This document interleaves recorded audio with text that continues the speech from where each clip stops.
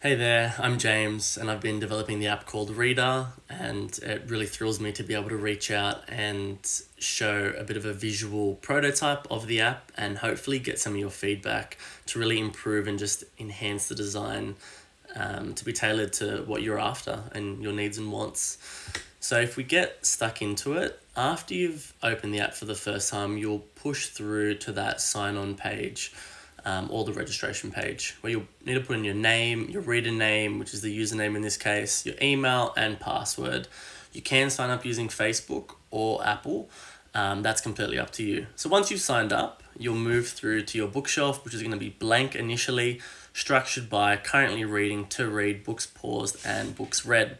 You'll need to add a book, obviously, so you can click the blue circle with the plus. In this case, we'll use Red Notice as the example. So you'll click through, click the right version, total pages will be defaulted, and the current page and location you'll need to put in.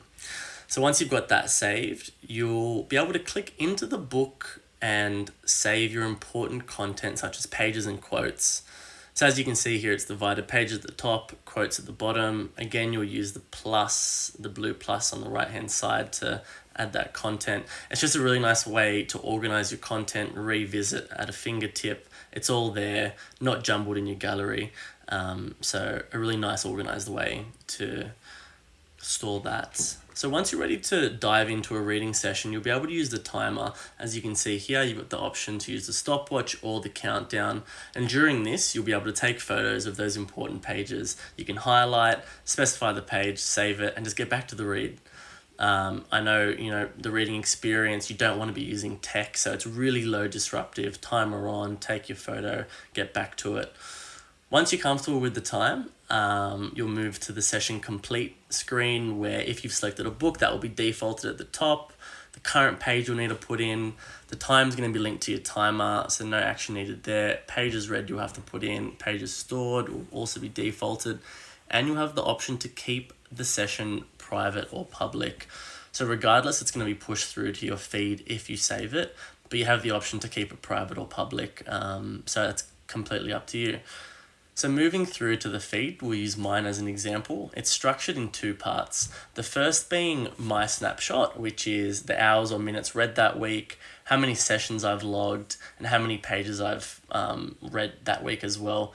You'll see I've got Andrew on my feed here, so I'm going to have his session and whatever picture he's posted. I can like or comment.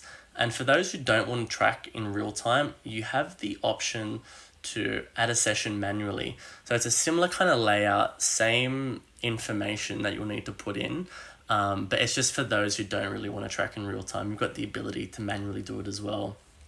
You can also share generic posts, just standard updates, add a picture. So you can really, just depending on how you want to use the feed, you've got options. Moving through to the user profile, again, we'll use mine. It's kind of broken into four parts. You've obviously got the books, the followers, and the following at the top, similar to your Instagram or your Strava kind of layout. Hopefully you're familiar with that. Below that, you've got the bookshelf, which is a nice reflection of what you're reading at the time. It's a nice way to, I guess, build that book brand and showcase what you're diving into at the moment. Below that, you've got your snapshot again, but here you've got weekly, monthly, and yearly, so a nice variety of stats. Below that, you're going to have all of your reading sessions that will basically just waterfall down the feed. So again, similar to Strava, if you've used it, you'll know any activity logged, it'll just filter down the feed. So yeah, that's a bit of a snapshot over the app. And, if you've made it to the end of the video, I really appreciate that. And any sort of feedback would be amazing. So thank you so much for listening. Cheers.